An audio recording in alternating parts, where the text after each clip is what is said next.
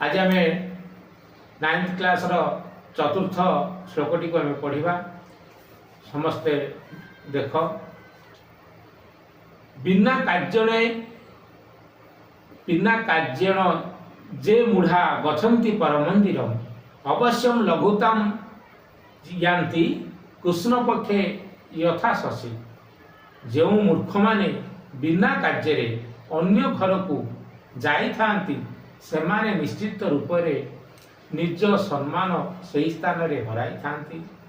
जेपरी कृष्ण पक्षरे चंद्र छोट हो जाई थाए। यह को मुझे सरल रूप में बुझेबा चाहूँगी।